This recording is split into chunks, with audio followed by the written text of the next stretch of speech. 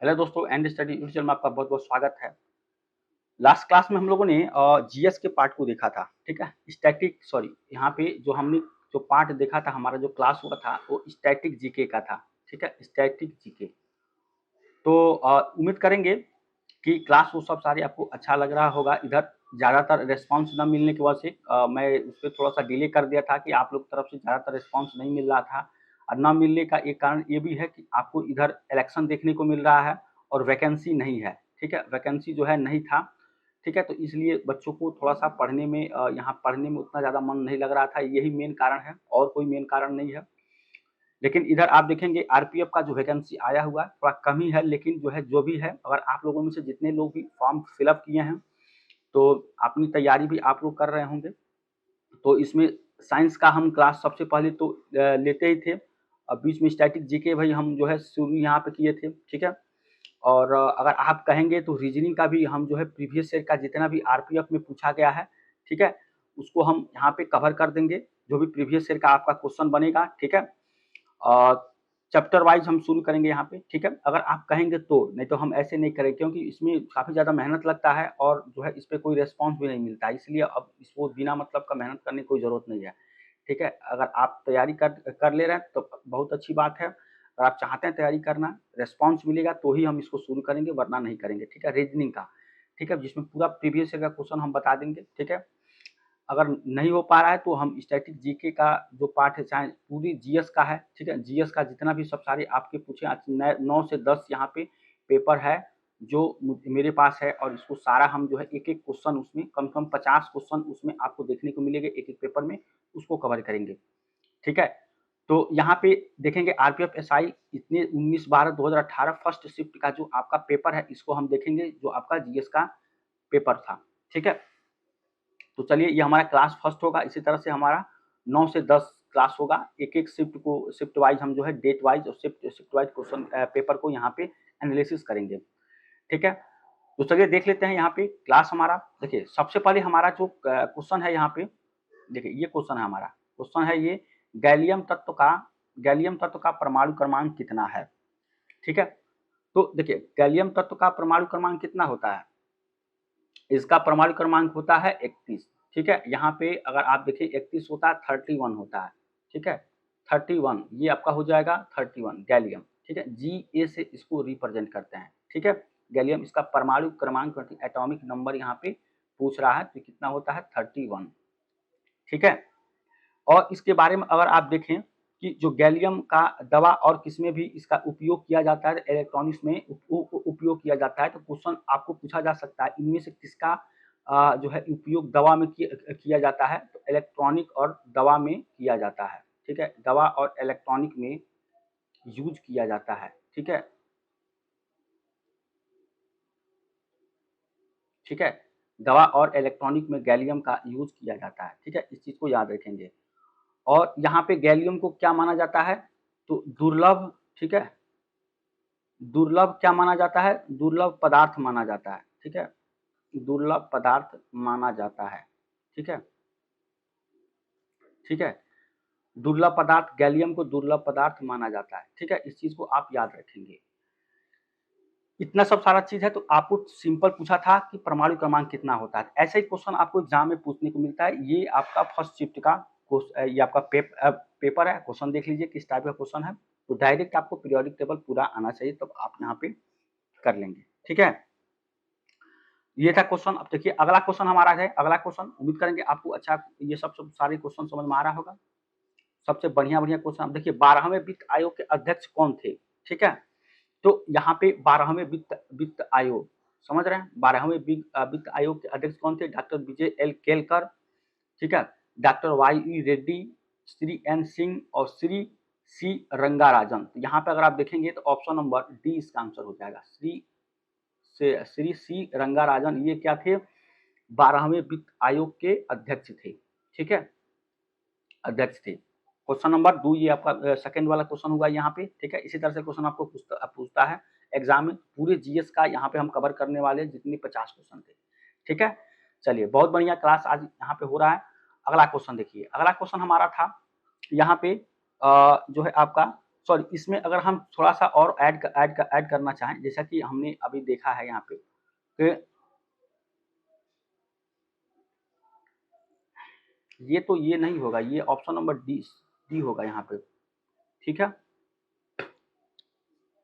यहाँ पे ये नहीं होगा। अगर आप देखें यहाँ पे, तो ये वाला क्वेश्चन आपका, इस क्वेश्चन का आंसर क्या होगा, तो यहाँ पे ऑप्शन नंबर डी होगा। श्री, हमने अभी लगाया है इसको, श्री सी रंगाराजन होगा, ठीक है।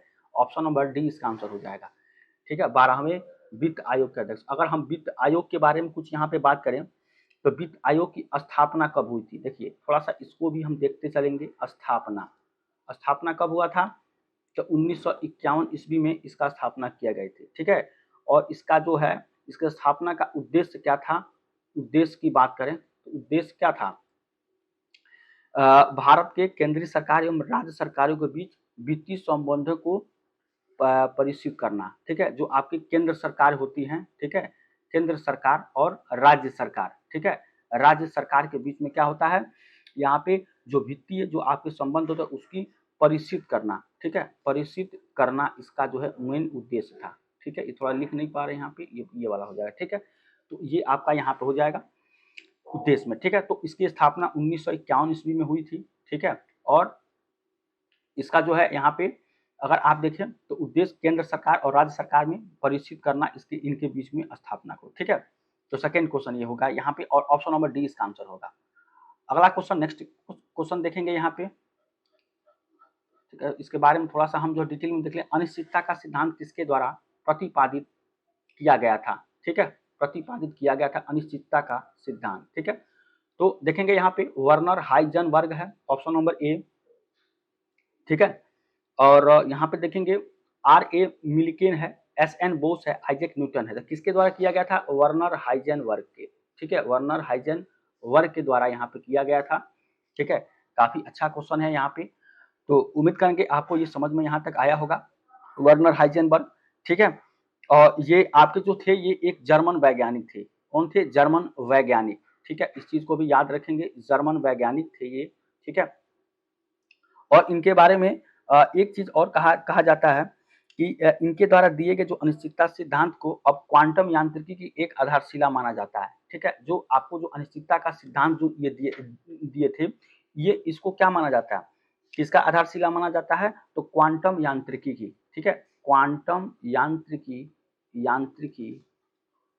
की आधारशिला मानी जाती है, ठीक है, आधारशिला मानी जाती है, ठीक है। इस चीज को आप याद रखेंगे, क्वांटम यांत्रिकी की आधारशिला मानी जाती है अनिश्चितता के सिद्धांत को।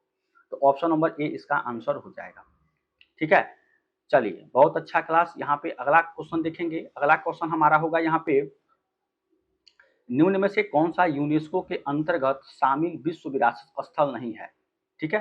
देखिए स्टैटिक जीके का काफी अच्छा क्वेश्चन यहाँ पे आया है, और ये आपके एग्जाम में क्वेश्चन इस टाइप पे पूछता है कि यहाँ कह रहा है निम्नलिखित में से कौन सा यूनेस्को के अंतर्गत शामिल विश्व विरासत स्थल नहीं है, ये आपको बताना है। तो कौन सा इसमें से नहीं है, इस चीज को आपको बताना है। तो इसमें से बताइए, आप खुद से बताइए क्या होगा। एलिफेंटा की गुफाएं, ठीक है, रानी की वाव, हुमायूं का मकबरा और चांद मीनार, ठीक है। इसमें से क्या होगा, आप खुद से यहाँ पे बताइए, बताइए क्या होगा यहाँ पे ऑप्शन नंबर, यहाँ पे कौन सा ऑप्शन होगा। तो जो विश्व की विरासत आपका नहीं है वो चांद मीनार, ठीक है, जो चांद मीनार है, ये ऑप्शन नंबर जो डी है ये आपका नहीं है, ठीक है। जो चांद मीनार है ये नहीं है, लेकिन यूनेस्को में आपके एलिफेंटा की गुफाएं भी है, रानी का वाव है और हुमायूं का मकबरा है, ठीक है। तो ये सब सारे आपके क्या हैं, ये विश्व विरासत स्थल में शामिल है, ठीक है। और यहाँ पे जो एलिफेंटा गुफाएं को यूनेस्को द्वारा विश्व विरासत स्थल की सूची में कब रखा गया था, जो आपके यूनेस्को की एलिफेंटा के जो गुफाएं हैं, इसको यूनेस्को द्वारा इसके द्वारा कब इसको रखा गया था, तो 1987 ईस्वी में इसको रखा गया था, ठीक है। इस चीज को आप याद रखेंगे, ठीक है। और ये कहाँ पे आपका स्थित है, तो महाराष्ट्र, ठीक है, महाराष्ट्र। और यहाँ के सीएम कौन है, सीएम है एकनाथ शिंदे, ठीक है, एकनाथ शिंदे, ठीक है। एकनाथ शिंदे यहाँ के क्या हैं, तो आपके सीएम है, ठीक है। और इसका निर्माण भी अगर आप देखें, जो आपका एलिफेंटा हुआ था वो राष्ट्रकूट के समय में हुआ था। कब हुआ था, तो राष्ट्रकूट के, ठीक है, राष्ट्रकूट के समय हुआ था। ठीक है, इसका निर्माण एलिफेंटा की गुफा का। ठीक है, और रानी की वाव, इसको अगर देखेंगे रानी की वाव को, तो ये कहाँ है आपके गुजरात में है। गुजरात में स्थित है। ठीक है, और यहाँ पे किस जगह पे है ये, तो पाटन में स्थित है। गुजरात के पाटन में क्या है, स्थित है। ठीक है, तो देखिए हमने क्वेश्चन का आंसर तो ये चांद मीनार देखा, लेकिन कुछ जितना भी पॉसिबल है इस ऑप्शन का भी हम थोड़ा सा एनालिसिस कर लेंगे, तो एग्जाम में इससे भी क्वेश्चन आएगा तो आप इजिली सॉल्व कर लेंगे। ठीक है, चलिए, और इसको क्या किया गया था आरबीआई द्वारा, जो है यहाँ पे क्या किया गया था, आपको पता होगा कि 100 रुपए का जो नोट है, 100 रुपए का, ठीक है, जो हमारा 100 रुपए का नोट है, इस पे इसका जो है चित्र है। अगर आप ध्यान से देखेंगे तो आपको यहाँ पे चित्र मिलेगा। ठीक है, और इसको 22 जून 2014 को इसे यूनेस्को विरासत स्थल में शामिल किया गया था। कब, 22 जून 2014 को। ठीक है, 22 जून 2014 को इसको विश्व विरासत स्थल में शामिल किया गया था। ठीक है, तो इस चीज को भी आप यहाँ पे याद रख सकते हैं। चलिए, बहुत अच्छा क्लास है, यहाँ पे काफी अच्छा यहाँ पे हम लोग सीखने को मिला। अब चलिए, इसके बाद भी कोई भी डाउट है तो कमेंट जरूर करेंगे। ठीक है, चलिए, यहाँ पे एडम गिलक्रिस्ट का उपनाम क्या है। ठीक है, एडम गिलक्रिस्ट, देखिए ये आप खुद से बता सकते हैं एडम गिलक्रिस्ट का जो आपका उपनाम। ठीक है, चलिए बताइए एडम गिलक्रिस्ट इसमें से किसका नाम है। अगर आप ध्यान से यहाँ पे देखेंगे तो यहाँ पे क्या नाम है, चर्ची। चर्ची होगा, ऑप्शन नंबर सी यहाँ पे आपका आंसर हो जाएगा। और ये कौन है, ये एडम गिलक्रिस्ट कौन है, ये ऑस्ट्रेलियाई के पूर्व क्रिकेटर हैं। ठीक है, मतलब ऑस्ट्रेलिया के, ठीक है, यहाँ पे ऑस्ट्रेलिया के पूर्व क्रिकेटर, ठीक है, पूर्व क्रिकेटर हैं।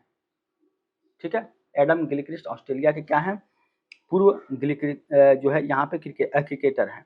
ठीक है, और यहाँ पे अगर इनके बारे में थोड़ा सा और देखा जाए तो ये इन्होंने अपना पहला श्रेणी क्रिकेट मैच 1993 में ये खेले थे। कब खेले थे, तो 1993 ईस्वी में ये इन्होंने पहला श्रेणी क्रिकेट मैच खेले थे। ठीक है, और अंतर्राष्ट्रीय क्रिकेट मैच कब कब खेले थे, तो ये खेले थे 1996 में।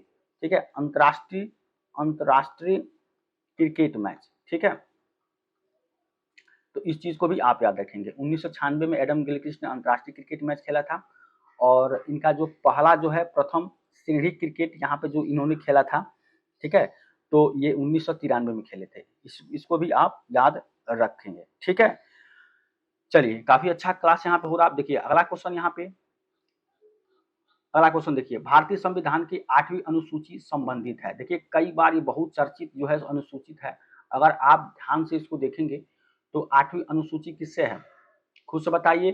तो ये आपके आधिकारिक भारतीय भाषाओं से संबंधित है। ठीक है, आधिकारिक भारतीय भाषाओं द्वारा संबंधित है। ये ऑप्शन नंबर बी इसका आंसर यहाँ पे हो जाएगा। और यहाँ पे ये देखिए ये 8वीं अनुसूची है, और इस अनुसूची में कितनी यहाँ पे आपके जो अगर देखिए 8वीं अनुसूची में कितने भाषा हैं, तो 22 भाषाएं हैं। ठीक है, 22 क्या है, भाषाएं यहाँ पे इसमें है। ठीक है, तो ये आपके यहाँ, ठीक है, चलिए, तो 22 भाषाओं को इसमें क्या किया गया है, इसको रखा गया है जो 8वीं अनुसूची है। ठीक है, और यहाँ पे अगर देखें तो इसमें जो एक चीज और है कि 2003 में कुछ भाषाओं को ऐड किया गया था, जिसमें आपको बोडो था। ठीक है, बोडो, ये भी क्वेश्चन पूछा गया है। बोडो है, डोंगरी है। ठीक है, बोडो, डोंगरी भाषा, बोडो भाषा, डोंगरी भाषा, और मैथिली भाषा जो कि बिहार में बोला जाता है। ठीक है, मैथिली, ठीक है, मैथिली भाषा, और यहाँ पे संथाली। ठीक है, ये झारखंड में बोला जाता है संथाली। ठीक है, संथाली सॉन्ग भी बहुत अच्छे खासे होते हैं।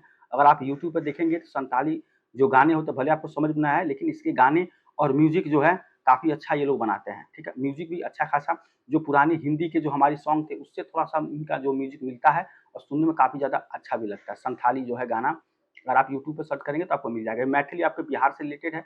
बोडो, डोंगरी, मैथिली, संथाली भाषा ये आपके 2003 में ऐड किया गया था। ठीक है, ये सब सारी आपकी भाषाएं। तो 8वीं अनुसूची में कितने सब सारी भाषाएं हैं, तो 22 भाषाएं हैं। ठीक है, इसको भी आप याद रखेंगे। ठीक है, और 8वीं अनुसूची किससे संबंधित है, आधिकारिक भारतीय भाषाओं से संबंधित है। ठीक है, ऑप्शन नंबर बी इसका आंसर हो जाएगा। चलिए, बहुत अच्छा क्लास है। यहाँ पे देखेंगे अगला क्वेश्चन, देखेंगे अगला क्वेश्चन आपका यहाँ पे है। देखिए, क्या कोई व्यक्ति दोनों सदनों का सदस्य बना रह सकता है, यहाँ पे ये क्वेश्चन में पूछ रहा है। दोनों सदन, अब यहाँ पे देखिए 2 सदन आपके राज्यसभा और यहाँ पे जो आपके होते हैं क्या क्या होता है यहाँ पे लोकसभा, ठीक है। तो यहाँ पे जो भी आपका होता है तो यहाँ पे नहीं, ठीक है। कोई भी व्यक्ति क्या होता है यहाँ पे कोई भी सदन का सदस्य यहाँ पे नहीं बना सकता, तो ये आपका नहीं, ऑप्शन नंबर डी यहाँ पे होगा। क्योंकि कोई व्यक्ति दोनों सदनों का सदस्य नहीं बना सकता कि ये क्यों होता है, तो अनुच्छेद जो हमारे 360 है, ठीक है, जो अनुच्छेद 360 के तहत क्या होता है, जो वित्तीय आपात की घोषणा होती है, ठीक है, जो आपकी वित्तीय आपात, ठीक है, जो वित्तीय आपात होती है, ठीक है, वित्तीय आपात की घोषणा राष्ट्रपति द्वारा तब की जाती है जब क्या होता है, जब राष्ट्रपति को पूर्ण रूप से विश्वास हो जाए कि देश में ऐसे आर्थिक संकट बना हुआ है जिसके कारण क्या होगा, भारत के वित्तीय स्थायित्व का साख को खतरा है, ठीक है। तो ये सब सारे आपके इसके पॉइंट्स होते हैं जो है कि कोई भी व्यक्ति जो है दोनों सदन का सदस्य नहीं बन सकता है, और अनुच्छेद 360 के तहत यहाँ पे राष्ट्रपति द्वारा प्रस्तावित किया जाता है, ठीक है। और अनुच्छेद इसी के तहत अनुच्छेद 360 के तहत वित्तीय आपातकाल भारत में अब तक लागू नहीं हुआ है, ठीक है। जो वित्तीय आपातकाल है वो भारत में क्या हुआ है, लागू यहाँ पे नहीं है, ठीक है, नहीं हुआ है, ठीक है। तो इसको भी आप याद रखेंगे, ठीक है। तो यहाँ पे कोई भी सदस्य नहीं बन सकता है, ऑप्शन नंबर डी इसका आंसर हो जाएगा, नहीं, ठीक है। अब देखिए अगला क्वेश्चन, चलिए बहुत अच्छा क्लास। यहाँ पे भारतीय सशस्त्र बलों का सर्वोच्च कमांडर होता है, ठीक है, ध्यान से अगर आप पढ़ें तो भारतीय सशस्त्र बलों का सर्वोच्च कमांडर होता है, कौन होता है, भारतीय सशस्त्र बलों का सर्वोच्च कमांडर इसमें से कौन होता है, ध्यान से देखेंगे तो आपका होता है राष्ट्रपति, ठीक है। यहाँ पे भारत के जो राष्ट्रपति हैं तो ये आपके होंगे ये सर्वोच्च कमांडर, और इसमें भारत के जो राष्ट्रपति हैं कौन है, तो ये हैं द्रौपदी द्रौपदी मुर्मू जी, ठीक है, श्रीमती द्रौपदी मुर्मू, ठीक है। यहाँ पे द्रौपदी मुर्मू है, ठीक है। ये आपके हो जाएंगे श्रीमती यहाँ पे, ठीक है, श्रीमती द्रौपदी मुर्मू जी। चलिए ये आपका होगा यहाँ पे ऑप्शन नंबर ए इसका आंसर हो जाएगा। जो आपके भारतीय सशस्त्र बलों के सर्वोच्च कमांडर कौन होता है, तो भारत के राष्ट्रपति होते हैं, और राष्ट्रपति इसमें कौन है, श्रीमती द्रौपदी मुर्मू जी, आपके भारत के राष्ट्रपति यहाँ पे ये हो जाएंगे, ठीक है। और राष्ट्रपति देश का संवैधानिक प्रधान होता है, ये क्या होता है, तो देश का संवैधानिक यहाँ पे संवैधानिक, ठीक है, ये क्या होता है, आपके प्रधान होता है, ठीक है, प्रधान होता है, ठीक है। और इसके ये भारत का क्या होता है, भारत का क्या होता है, प्रथम नागरिक भी होता है, ठीक है, भारत का प्रथम नागरिक भी होता है, ठीक है। और बताइए, और इससे जुड़ी चीज और बताइए कि यहाँ पे अगर आप देखें तो जैसे भारतीय संविधान द्वारा अनुच्छेद जो 52 होता है, जो अनुच्छेद 52 होता है, इसके माध्यम से राष्ट्रपति के प्रावधान किया जाता है, ठीक है, राष्ट्रपति के प्रावधान किए जाते हैं अनुच्छेद 52 के द्वारा, ठीक है। तो प्रावधान अगर पूछ दे कि राष्ट्रपति का प्रावधान किस अनुच्छेद के द्वारा किया जाता है, तो अनुच्छेद 52 के तहत किया जाता है, ठीक है। और ये देश का प्रथम नागरिक होता है, ठीक है। तो इस चीज को भी आप याद रखेंगे, ऑप्शन नंबर ए इसका आंसर हो जाएगा, ठीक है। चलिए बहुत अच्छा क्लास। देखिए अगला क्लास अगला क्वेश्चन देखिएगा, अगला क्वेश्चन है कि नील विद्रोह निम्न में से किस राज्य में हुआ, ठीक है। यहाँ पे ध्यान से देखें तो नील विद्रोह, ठीक है, किस राज्य में हुआ था, बताइए इसका आंसर क्या हो जाएगा, नील विद्रोह किस राज्य में हुआ था, तो ये आपका हुआ था इथोपिया में, ठीक है। ये यहाँ पे हो गया आपका इथोपिया में हुआ था, सॉरी ये तो बिहार का आपका है,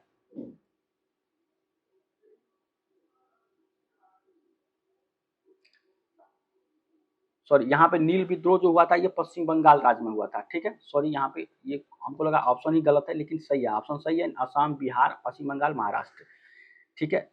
तो यहाँ पे आपका कब हुआ था, तो ये अब कब हुआ था, तो इसको हुआ था आपका यहाँ पे पश्चिम बंगाल में, ये हुआ था आपका नील विद्रोह, ठीक है। और ये आपको किसानों द्वारा 1859, ठीक है, ईस्वी में ये इसका आपको हुआ था, ठीक है।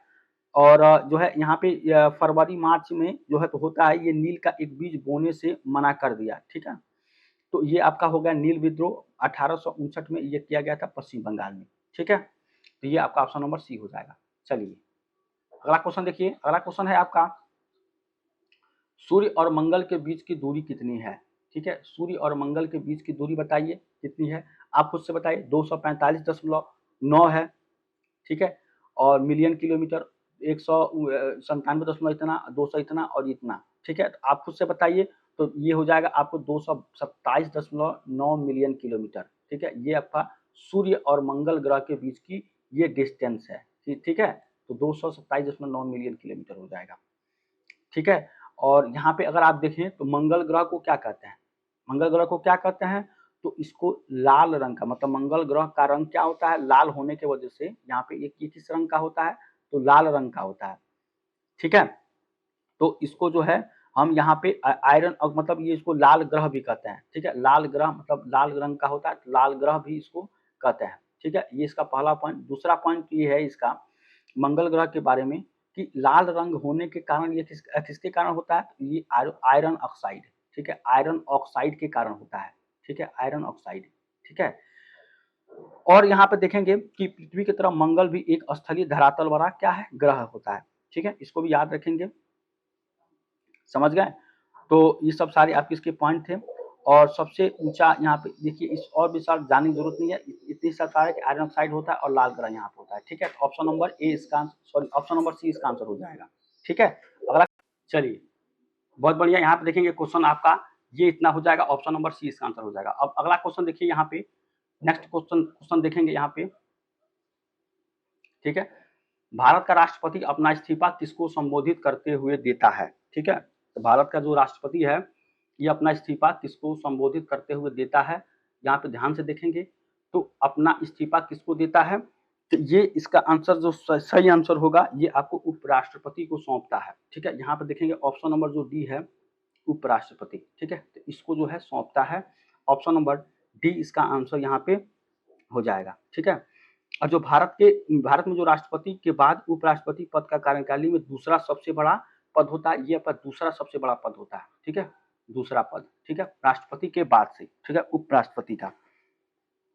ठीक है, और जो आपके जो भारत के जो राष्ट्रपति होते हैं, उपराष्ट्रपति होते हैं, वो राज्यसभा के अध्यक्ष के तौर पर विधायी कार्यों में भी हिस्सा लेते हैं। ठीक है, राज्यसभा आपको पता है कि दो होता है यहाँ पे, लोकसभा, ठीक है, और एक होता है राज्यसभा। ठीक है, तो लोकसभा आपके चुनाव के द्वारा जो चुन के जाते हैं, ठीक है, मेंबर ऑफ पार्लियामेंट, और यहाँ पे राज्यसभा के लोग जो है जिनकी सरकार बनती है वो अपने जो लोगों को यहाँ पे राज्यसभा में भेजते हैं। ठीक है, जितने भी लोग यहाँ पे होते हैं। तो ये आपका यहाँ पे आंसर हो जाएगा, ऑप्शन नंबर डी यहाँ पे इसका आंसर ये हो जाएगा। ठीक है, अब देखिए अगला क्वेश्चन देखिए, काफी अच्छा यहाँ पे क्लास है, पूरे प्रीवियस क्वेश्चन को देखा जा रहा है। ठीक है, इथोपिया की राजधानी क्या है। ठीक है, बताइए इथोपिया की जो है राजधानी, आप बताइए, खुद से बताइए। तो अदिस अबाबा। ठीक है, ये क्वेश्चन पूछा गया था यहाँ पे आपको, जो है अदिस अबाबा इसका हो जाएगा इथोपिया की राजधानी एडिस अबाबा। ठीक है, ऑप्शन नंबर ए इसका आंसर यहाँ पे हो जाएगा। ठीक है, और इथोपिया जो है अफ्रीका का दूसरे सबसे बड़ी घनी आबादी वाला देश है। ठीक है, ये कहाँ की है आपकी, अफ्रीका। ठीक है, अफ्रीका का है, अफ्रीका का यहाँ के दूसरा सबसे बड़ा घनी आबादी वाला देश है, दूसरा। ठीक है, इस चीज को भी आप याद रखेंगे। ठीक है, और यहाँ पे अगर क्षेत्रफल के हिसाब से देखें, क्षेत्रफल के, तो ये आपका 10वां, ठीक है, ये क्या है आपका 10वां सबसे बड़ा देश है, 10वां नंबर का। ठीक है, इसको भी यहाँ पे याद रखेंगे। तो अब इसके बाद से देखिए इथोपिया के बहुत सारे चीज यहाँ पे इसके बारे में जाना जा सकता है, लेकिन जो भी आपकी राजधानी क्यों पूछा जाता है, एडिस अबाबा इसका जो होगा। ठीक है, अब देखिए अगला नेक्स्ट क्वेश्चन देखिए, चलिए बहुत बढ़िया। थेम्स नदी किस देश में बहती है, थेम्स नदी किस देश में बहती है, आप खुद से बताइए यहाँ पे। तो थेम्स नदी होती है किस देश में बहती है, तो ये आपकी कहाँ बहती है, इंग्लैंड में। ठीक है, इंग्लैंड। ठीक है, ऑप्शन नंबर डी इसका आंसर हो जाएगा। ठीक है, और ये क्या होती है आपकी, या इंग्लिश चैनल में जा गिरती है, जो कि ये किस में गिरती है, जो आपकी नदी जो बहती है किस में गिरती है, तो इंग्लिश, ठीक है, इंग्लिश चैनल में जा गिरती है। ठीक है, तो इस चीज को भी आप याद रखेंगे।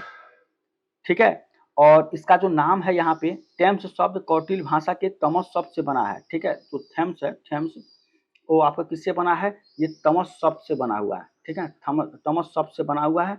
ठीक है, तो इस चीज को भी आप याद रखेंगे, तो ऑप्शन नंबर डी इसका आंसर हो जाएगा। चलिए नेक्स्ट क्वेश्चन देखिए, यहाँ पे बहुत अच्छा क्लास, यहाँ पे नेक्स्ट क्वेश्चन देखिए, निम्न में से कौन सा खिलाड़ी टेबल टेनिस संबंधित नहीं है। ठीक है, तो इसमें से कौन सा खिलाड़ी टेबल टेनिस संबंधित नहीं है, इस चीज को आपको बताना है।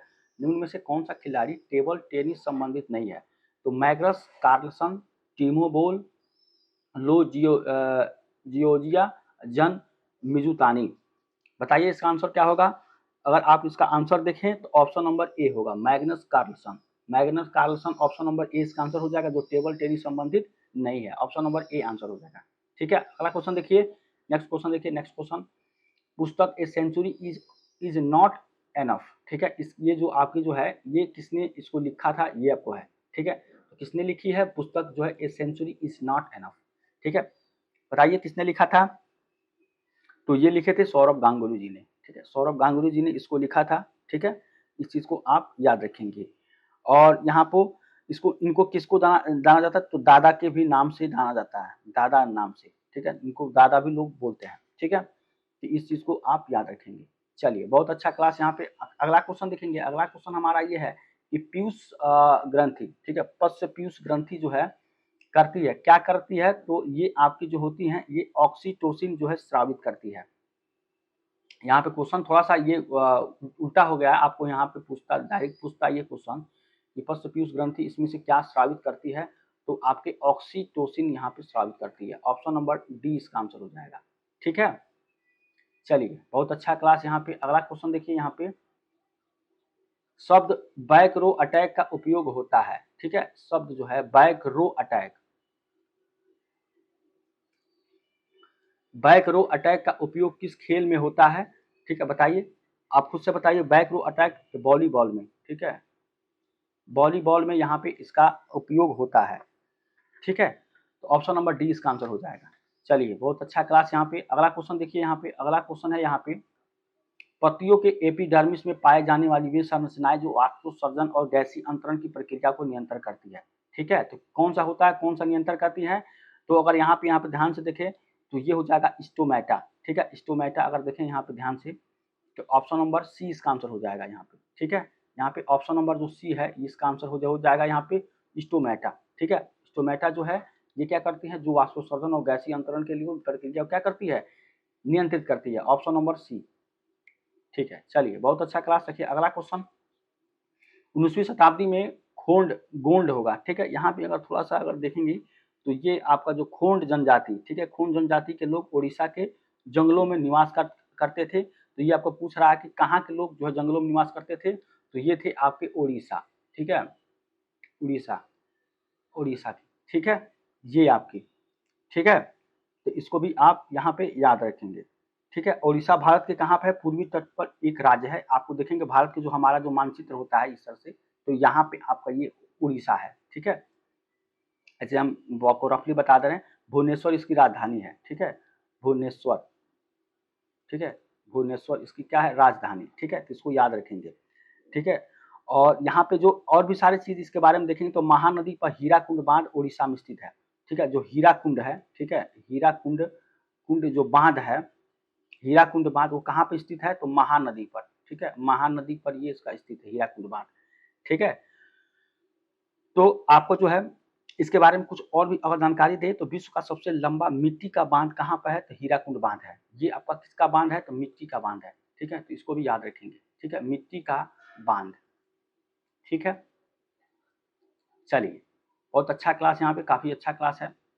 अगला क्वेश्चन देखते हैं।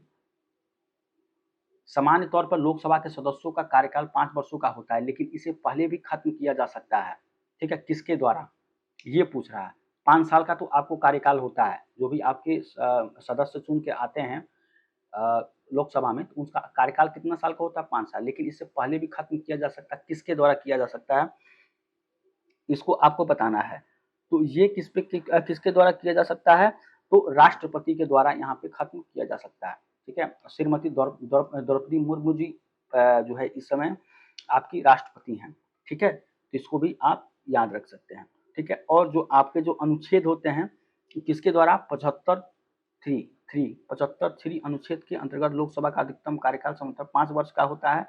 ठीक है, इसको आपको याद रखना है। देखिए, इसके द्वारा नहीं किया सकता, लेकिन ये होता है जो 75 का 3 के अंतर्गत किया जाता है। लोकसभा का अधिकतम कार्यकाल सामान्यतः 5 वर्ष का होता है। मंत्रिपरिषद लोकसभा के प्रति सामूहिक रूप से उत्तरदायी होते हैं। ठीक है, ये इसका होता है। ठीक है, इसके अंतर्गत होता है, 5 साल का कार्यकाल होता है।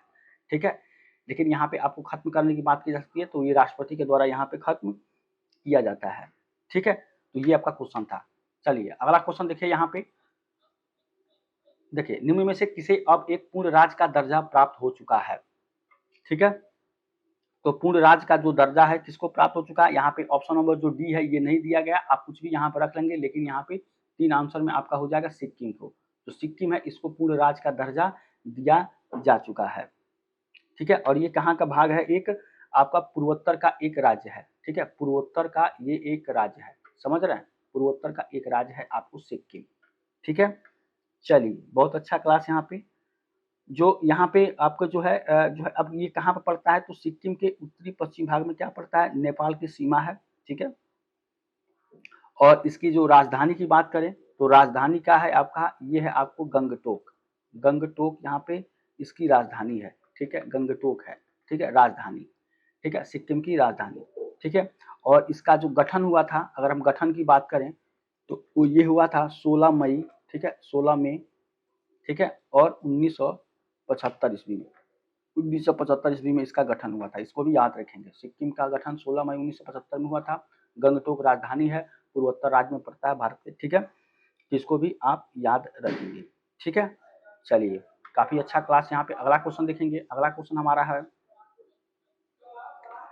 आधुनिक जीवाणु विज्ञान के जनक कौन है। आधुनिक जीवाणु विज्ञान के जनक कौन है, इसमें से बताइए, बताइए आप आधुनिक विज्ञान के जनक कौन है। एडवर्ड यहाँ पे कौन कौन हो जाएंगे, रॉबर्ट कोच है। ठीक है, Robert Koch, option number D. ठीक है, जनक एडवर्ड जनक नहीं होंगे, रॉबर्ट कोच यहाँ पे ये आपके हो जाएंगे इसके जो है आधुनिक जीवाणु विज्ञान के जनक।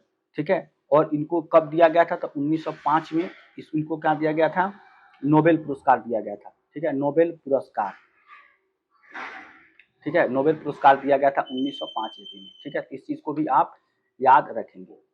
ठीक है, चलिए काफी अच्छा क्लास यहाँ पे हो रहा है। और जो इनको दिया गया था, जो रॉबर्ट कोच थे, इनको किसके लिए जो दिया गया था, तो कालरा एवं टीबी के जीवाणुओं की खोज के लिए। ठीक है, इसको भी याद रखेंगे, कालरा। ठीक है, कालरा और टीबी।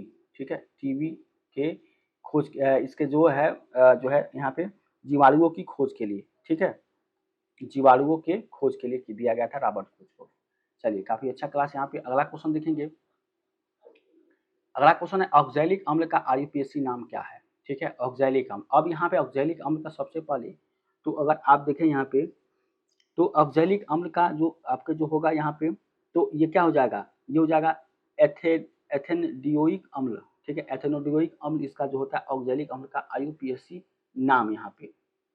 ठीक है, इसका ऑप्शन नंबर डी इसका आंसर हो जाएगा, एथेनडियोइक अम्ल।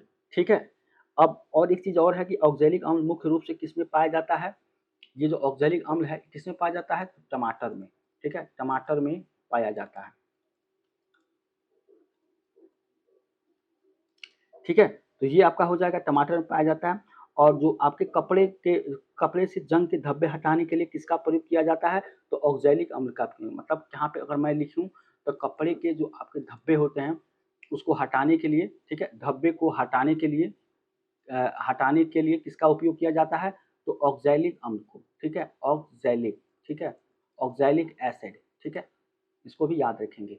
चलिए काफी अच्छा क्लास। यहाँ पे अगला क्वेश्चन देखिए। यहाँ पे अगला क्वेश्चन है यहाँ पे, 1929 में भारतीय राष्ट्रीय कांग्रेस का अधिवेशन। ठीक है,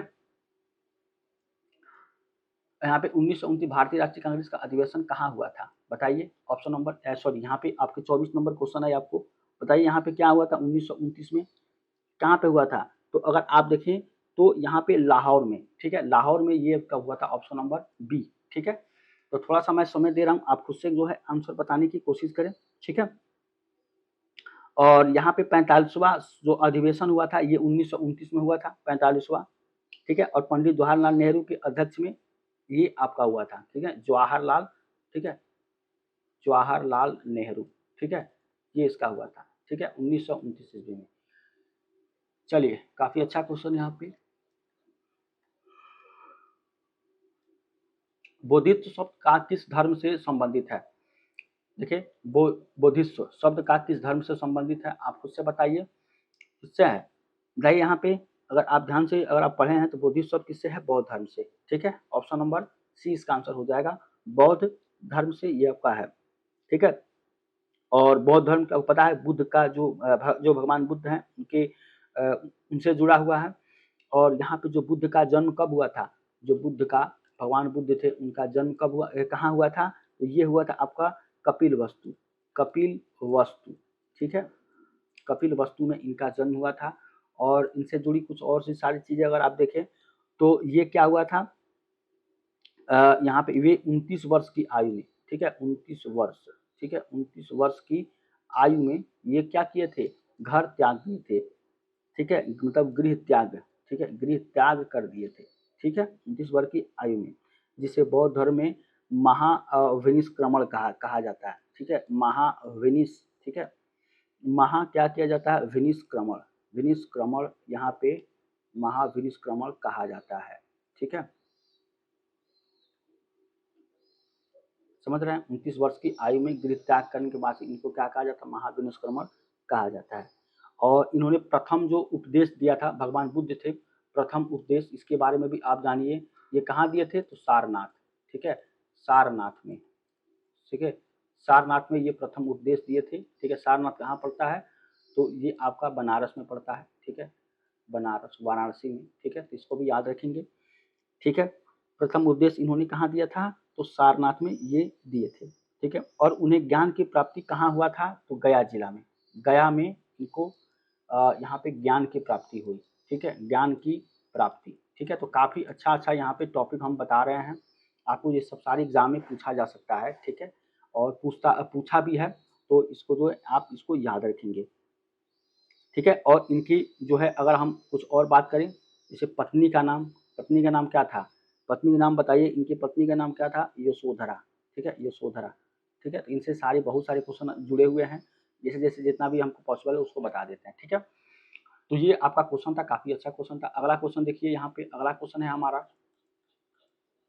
टोंगा की खाई किस महानगर में स्थित है, टोंगा की खाई बताइए, टोंगा की खाई किस महानगर में स्थित है, इसका ऑप्शन क्या होगा, टोंगा की खाई, ठीक है। तो ये कहाँ पे आपको स्थित है, तो प्रशांत महासागर में, ऑप्शन नंबर ए इसका आंसर हो जाएगा, प्रशांत महासागर, ठीक है, प्रशांत महासागर, समझ रहे हैं, ऑप्शन नंबर ए। चलिए अगला क्वेश्चन देखिए, यहाँ पे अगला क्वेश्चन है हमारा, एसिटिक अम्ल CH3COH का आयनीकरण नियतांक कितना होगा, आयनीकरण नियतांक, ठीक है। अब देखिए इसका जो है एसिटिक एसिड, यहाँ पे ये है आपको CH3COOH, ठीक है, ये होता है एसिटिक एसिड, ठीक है, एसिटिक अम्ल।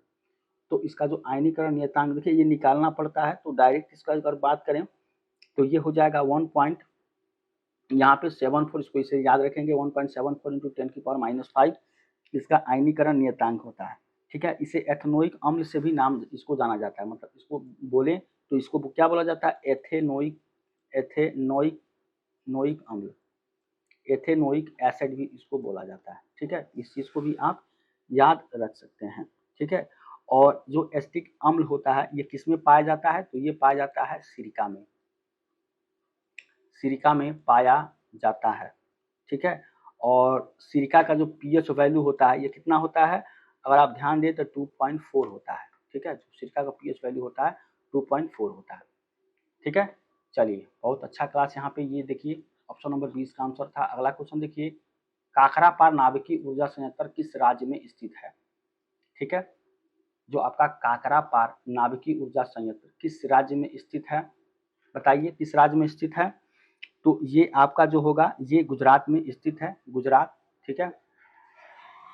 गुजरात की राजधानी बताइए कहाँ पर है, गुजरात की राजधानी कहाँ पर है, गांधीनगर, ठीक है, गांधीनगर इसकी जो है राजधानी है, ठीक है, गांधीनगर, ठीक है, ठीक है। और ये क्या होता है, जो काकरापार परमाणु ऊर्जा संयंत्र भारत का क्या होता है, एक परमाणु ऊर्जा संयंत्र है जो गुजरात के त्यागनगर के समीप स्थित है, ठीक है, त्यागनगर में, ठीक है। तो ये सब सारा आपका यहाँ पे स्थित है, ऑप्शन नंबर बी इसका आंसर हो जाएगा, ठीक है। चलिए अगला क्वेश्चन देखिए, यहाँ पे संवेग ज्ञात करने का सूत्र बताइए। अब देखिए संवेग जो होता है आपका ये क्या होता है, संवेग, ठीक है, तो संवेग जो होता है आपका, संवेग बराबर ये होता है द्रव्यमान, द्रव्यमान गुणे वेग, ठीक है, द्रव्यमान गुणे वेग, ठीक है। मतलब अगर आप यहाँ पे इंग्लिश में लिखें तो ये हो जाएगा momentum is equals to mass गुणे वेलोसिटी, ठीक है। यहाँ पे मोमेंटम मास गुणे वेलोसिटी होता है। इसको किससे रिप्रेजेंट करते हैं, तो इसको रिप्रेजेंट करते हैं पी से। मास को किससे रिप्रेजेंट करते हैं, तो एम से। इसको ये आपका वी है, यानी P is equal to M into V, ठीक है। ये आपका आंसर, ये आपका होगा यहाँ पे फोर्थ सूत्र, ठीक है। फार्मूला हो जाएगा P is equal to M into V. तो M into V option number अगर डी देखें तो ये इसका आंसर हो जाएगा, ठीक है, संवेग, ठीक है। साइंस का क्वेश्चन था, काफी अच्छा क्वेश्चन था। चलिए अगला क्वेश्चन देखिए। अगला क्वेश्चन है आपका, निम्न में से कौन से देश के भारत की सीमा को साझा नहीं करती है। तो भारत की सीमा को साझा कौन नहीं करती है, आपको पता है कि जो आपका यहाँ पे हो जाएगा डायरेक्ट, यहाँ पे अफगानिस्तान तो करता ही करता है, भूटान भी करता है, नेपाल भी करता है, मालदीव नहीं करता है, ठीक है, मालदीव नहीं करता है। और इसकी जो राजधानी होती है, मालदीव की जो राजधानी है क्या है, माले, ठीक है, माले इसकी राजधानी है मालदीव की, ठीक है। और ये हिंद महासागर में स्थित एक क्या है, द्वीप देश है। ये क्या है, एक द्वीप देश है, ठीक है। कहाँ की, हिंद महासागर, ठीक है, हिंद महासागर, ठीक है। हिंद महासागर में एक द्वीप देश है मालदीव, ठीक है। ऑप्शन नंबर डी इसका आंसर हो जाएगा। चलिए नेक्स्ट क्वेश्चन देखिए। नेक्स्ट क्वेश्चन है आपका, आरटीजीएस का पूर्ण रूप बताइए। आरटीजीएस, ठीक है।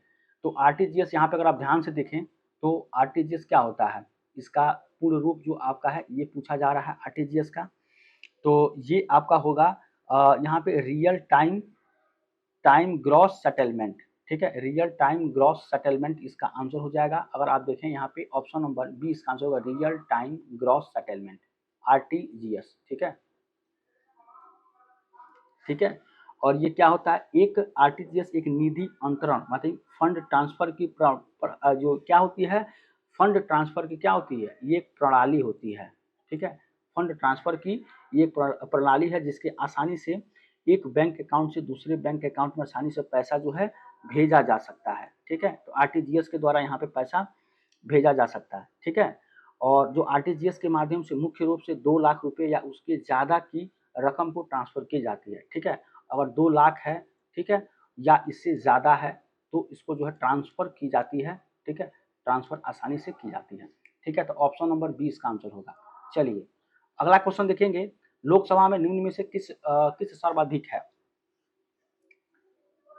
देखिए यहाँ पे थोड़ा सा चेंज हो गया क्वेश्चन, अगर आप ध्यान से अगर देखें यहाँ पे तो कह रहा है कि लोकसभा की जो आपकी जो लोकसभा है इसमें किस राज्य की प्रतिनिधियों की संख्या सर्वाधिक है, ये आपको पूछा जा रहा है, ठीक है। थोड़ा सा इधर उधर हो गया सब, लेकिन आपको ध्यान की लोकसभा में किस राज्य की जो प्रतिनिधियों की संख्या है सबसे ज़्यादा है, यानी कि मेंबर ऑफ पार्लियामेंट किसकी ज़्यादा है, किस राज्य की, ये आपको पूछ रहा है। तो सबसे ज़्यादा अगर आप देखें तो यूपी है, ठीक है। 80 लोकसभा चुनाव यहाँ पे होते हैं, 80 यहाँ पे होता है, ठीक है। यूपी की राजधानी की बात करें तो क्या है आपकी राजधानी, लखनऊ, ठीक है। ये आपकी राजधानी लखनऊ है, ठीक है।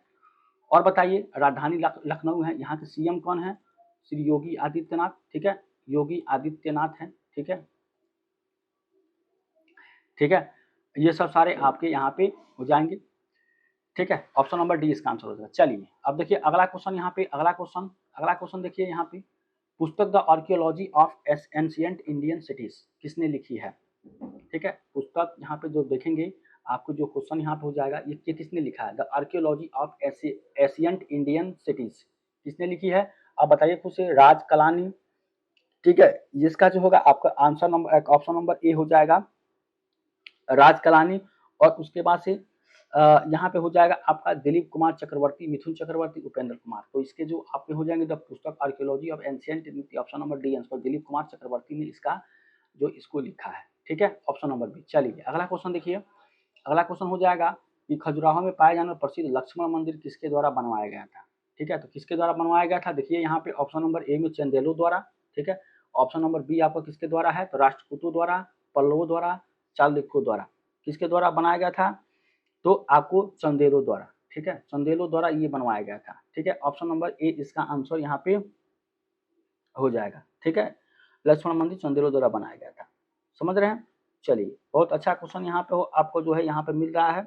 अब देखिए अगला क्वेश्चन यहाँ पे, अगला क्वेश्चन आपका है यहाँ पे, खेड़ा सत्याग्रह कहाँ हुआ था, खेड़ा खेड़ा चलिए खेड़ा सत्याग्रह बताइए कहाँ पे हुआ था, बिहार में, महाराष्ट्र में, गुजरात में, कहाँ हुआ था? तो गुजरात में हुआ था, खेड़ा सत्याग्रह। गुजरात की राजधानी गांधीनगर है, ठीक है, इसको आप याद रखें। गुजरात में खेड़ा सत्याग्रह आपका हुआ था, ठीक है। और यहाँ पे जो आपका ये किसकी वजह से हुआ, थोड़ा सा इसके बारे में, जो खेड़ा सत्याग्रह होता है गुजरात के खेड़ा जिले में जो आपका हुआ था, इसमें खेड़ा जिले, ठीक है, खेड़ा जिले में ये हुआ था, ठीक है, खेड़ा जिले में ये हुआ था। किसानों का अंग्रेज सरकार की कर वसूली के विरुद्ध में सत्याग्रह था। इसे प्रथम असहयोग आंदोलन भी कहा जाता है, ठीक है। तो ये आपका हो जाएगा। चलिए अगला क्वेश्चन देखिए। अगला क्वेश्चन है यहाँ पे, असम की राजधानी क्या है? बताइए। दिसपुर। दिसपुर क्या है? असम की राजधानी है आपका, ठीक है, असम की राजधानी है दिसपुर। देखिए इसी तरह से क्वेश्चन आपको पूछा जाता है, ठीक है। और यहाँ के जो है आपके असम, जो एक सींग वाला जो गेंडा पाया जाता है, ठीक है, जो गेंडा होता है एक सींग वाला, वो भी आपका कहाँ पाया जाता है? तो असम में ही पाया जाता है, ठीक है। और ये पूर्वी भारत का एक राज्य है, ठीक है, जो पूर्वी भारत का ये क्या है आपका? पूर्वी भारत का एक राज्य होता है, ठीक है। असम का प्राचीन नाम कामरूप है। जो आपको कामरूप है, क्या है? प्राचीन नाम। प्राचीन नाम जो है ये आपका क्या है? कामरूप, ठीक है, ये हो जाएगा। इसके बाद से कामाख्या मंदिर असम के गुवाहाटी में स्थित है, ठीक है, गुवाहाटी, गुवाहाटी में स्थित है, ठीक है। असम का जो आपका जो है यहाँ पे कामाख्या जो मंदिर है, ठीक है, कामाख्या, ठीक है, कामाख्या मंदिर गुवाहाटी में स्थित है, समझ रहे हैं। तो इसी तरह से अगर आप देखें तो इसे कि ये हो गया आपका दिसपुर, ठीक है। ईटानगर बताइए ये कहाँ का है? तो अरुणाचल प्रदेश, अरुणाचल प्रदेश की राजधानी है, ठीक है।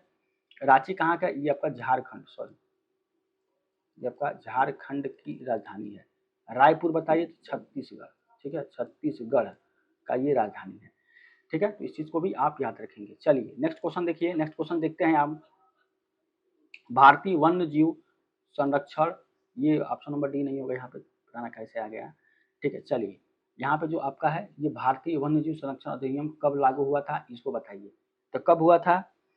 तो ये आपका जो हुआ था भारतीय वन्य जीव संरक्षण, तो ये आपका हुआ था 1972 ईस्वी में, ठीक है, 1972 ईस्वी में ये लागू हुआ था, ठीक है। और इसका मुख्य उद्देश्य क्या है? वन्य जीवों के अवैध शिकार तथा संबंधित व्यापार को रोकना, ठीक है। तो अवैध शिकार को रोकना और व्यापार को भी रोकना इसका मुख्य उद्देश्य था, 1972 में लागू हुआ था।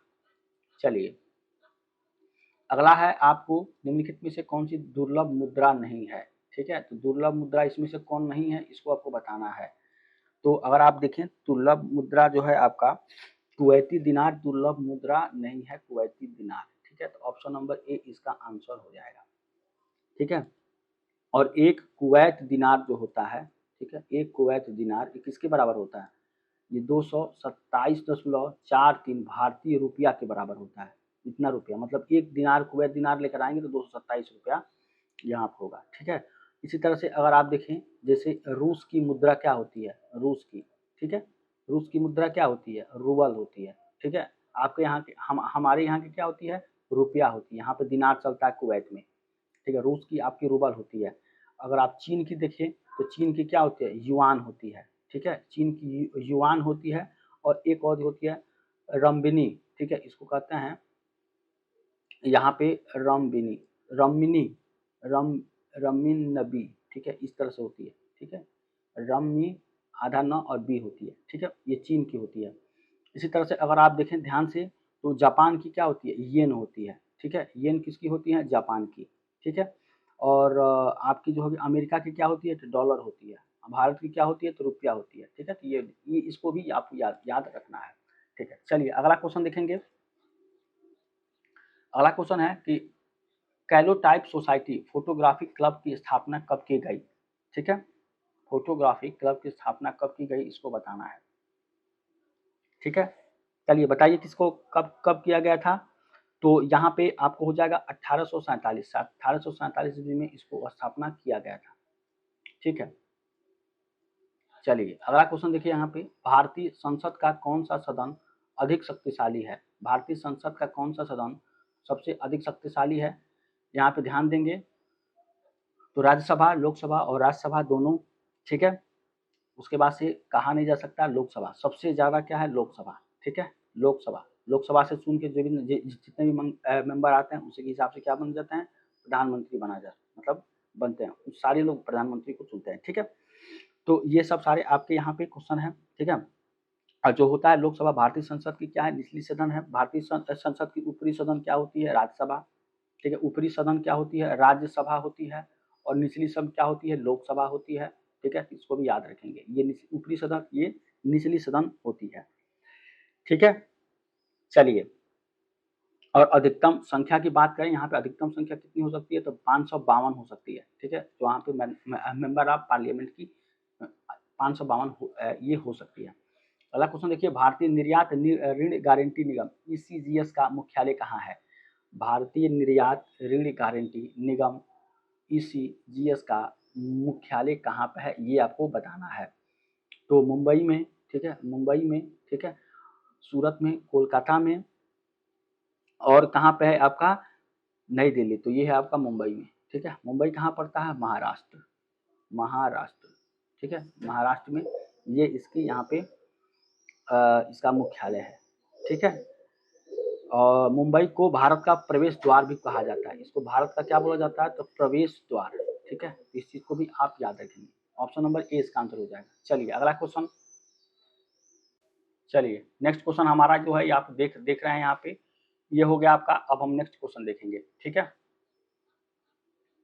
भारत के सर्वोच्च यहाँ पे न्यायालय की स्थापना किस वर्ष हुई, सर्वोच्च न्यायालय की स्थापना किस वर्ष हुई, बताइए, खुद से बताइए आप लोग। भारत के सर्वोच्च न्यायालय की स्थापना कब हुई थी, अगर आप पढ़े हैं तो स्वयं बता सकते हैं। 1991, 47, 50, 46, 64, ठीक है। तो कहाँ पर होगा, 1950 ईस्वी में सर्वोच्च न्यायालय मतलब सुप्रीम कोर्ट, ठीक है, सुप्रीम कोर्ट का स्थापना यहाँ पे हुआ था। और ये कहाँ पर है, तो दिल्ली में स्थित है, ठीक है, दिल्ली में, ठीक है। इसको याद रखेंगे। अगला क्वेश्चन देखिए यहाँ पे, अगला क्वेश्चन 1950 में हुआ था कि नदियों द्वारा निर्मित द्रोणिया क्या कहा जाता है, ठीक है। द्रोणियों को क्या कहा जाता है, ये आपको बताना है। तो यहाँ पे कुएं, बेसिन, झील, लगुन, ठीक है, बताइए क्या कहा जाता है। तो यहाँ पे इनको बेसिन कहा जाता है, ठीक है। ऑप्शन नंबर बी इसका आंसर हो जाएगा, इनको बेसिन कहा जाता है। और ये इस तरह के जो नदियाँ होती हैं, ये वी आकार की क्या यहाँ पे आपको बनाती है, तो वी आकार की यहाँ पे ये घाटी निर्मित करती हैं, ठीक है। घाटी क्या करती है, निर्मित यहाँ पे ये करती हैं, ठीक है। इसको याद रखेंगे। नेक्स्ट क्वेश्चन देखिए, नेक्स्ट क्वेश्चन है आपका, भूतल और समुद्र के बीच की सीमा रेखा कहलाती है, क्या कहलाती है, भूतल और यहाँ पे भूतल और समुद्र के बीच की सीमा रेखा कहलाती है, ठीक है। क्या कहलाती है, समुद्र तट, बंजर, तंग घाटी, यपू, ठीक है। इसको कहा जाता है, तो आपको समुद्र तट इसको कहा जाता है, ठीक है, समुद्र तट यहाँ पे कहा जाता है। चलिए नेक्स्ट क्वेश्चन देखिए, ऑप्शन नंबर ए हो गया, ड्यूस शब्द का प्रयोग किस खेल से होता है, ठीक है। ड्यूस शब्द का प्रयोग किस खेल से होता है, बताइए, फुटबॉल में, गोल्फ में, ठीक है, क्रिकेट में, टेनिस में। तो टेनिस में इसका प्रयोग किया जाता है ड्यूस शब्द का, ठीक है, ड्यूस से। और सानिया मिर्जा का संबंध किससे, लॉन टेनिस से है, ठीक, ये टेनिस है, लॉन टेनिस का, टेनिस खेल से फॉल्ट संबंधित है। तो टेनिस खेल एक होता है आपको फॉल्ट, ये किससे संबंधित है, तो टेनिस से ही संबंधित है। ड्यूस शब्द भी इसी से आपको संबंधित। Option number D. देखिए नेक्स्ट क्वेश्चन, जवाहरलाल नेहरू की मृत्यु के तुरंत बाद भारत के कार्यकारी प्रधानमंत्री किसे बनाया गया, बताइए यहाँ पे किसको बनाया गया था। तो यहाँ पे अगर आप देखिए ऑप्शन नंबर यहाँ पे ए कृष्णमाचारी, श्री गुलजारी नंदा, ठीक है, और यहाँ पे और भी सारी, इंदिरा गांधी, लाल बहादुर शास्त्री, इसको बनाया गया था, श्री गुलजारी लाल नंदा को बनाया गया था, ठीक है, तुरंत मृत्यु के बाद। अब देखिए यहाँ पे योग सूत्र किसके द्वारा किया गया था, तो योग सूत्र यहाँ पे जो भी आपको दिया गया था, ये दिया गया था पतंजलि के द्वारा, नागसेन, कणाद, वासुमित्र, ठीक है। तो किसके द्वारा दिया गया था, यहाँ पे अगर आप देखेंगे ऑप्शन नंबर ए इसका आंसर हो जाएगा यहाँ पे, पतंजलि द्वारा ये दिया गया था, ठीक है। चलिए अब देखिए नेक्स्ट क्वेश्चन हमारा ऑप्शन नंबर ए हो गया। अब देखिए यहाँ पे थोड़ा सा, कोलंबिया की मुद्रा का नाम क्या है, कोलंबिया की मुद्रा का नाम आपको पता है तो क्या है, कोलंबियन डॉलर होगा, ठीक है। इसको देख लेंगे, ऑप्शन नंबर सी इसका आंसर बता रहा है। थोड़ा ये क्वेश्चन अधूरा है, लेकिन कोलंबियन डॉलर होता है, ठीक है। अब देखिए नेक्स्ट क्वेश्चन हो जाएगा, हमारा कि एसआई पद्धति में गुणज 10 की पावर 18, इसको क्या उपसर्ग से कहा जाता है, तो इसको बोला जाता है एटो। ठीक है, इसको क्या बोला जाता है यहाँ पे, एटो। ऑप्शन नंबर ए हो जाए, मतलब 10 की पावर जो 18 है इसको बोलते हैं एटो। ठीक है, समझ रहे हैं, यहाँ तक समझ में आया। अब देखिए, अब हमारा ये लास्ट क्वेश्चन था। ठीक है, यहाँ पे ये लास्ट क्वेश्चन था। चलिए, तो ये जीएस का पार्ट हमारा, ठीक है, जीएस का पार्ट हमारा हुआ यहाँ पे। और ये हमारा, अगर उम्मीद करते हैं आपको समझ में पूरा आया होगा। चैनल पर नए हैं, चैनल को सब्सक्राइब, वीडियो को लाइक, अपने यार दोस्त को शेयर करिए। तो आरपीएफ एसआई का यहाँ पे जो भी आपके प्रीवियस ईयर का क्वेश्चन था, सारा हमने जीएस से रिलेटेड सब हमने यहाँ पे कवर किया, जिसमें आपको साइंस भी है। ठीक है, आपके कुछ यहाँ पे जो आपके हिस्ट्री के भी क्वेश्चन है, पॉलिटी के भी क्वेश्चन है। ठीक है, इकोनॉमिक्स के भी क्वेश्चन है, कंप्यूटर के भी क्वेश्चन है। ठीक है, तो जितने भी सब सारे आपके जीएस से क्वेश्चन पूछा गया था, इसको हमने फर्स्ट शिफ्ट का क्वेश्चन यहाँ पे देखा है। ठीक है, उम्मीद करते हैं क्लास आपको अच्छा लगा। और चैनल पर नए हैं, चैनल को सब्सक्राइब, वीडियो को लाइक, अपने यार दोस्तों को शेयर करिए। मिलते हैं नेक्स्ट क्लास, तब तक थैंक यू सो मच।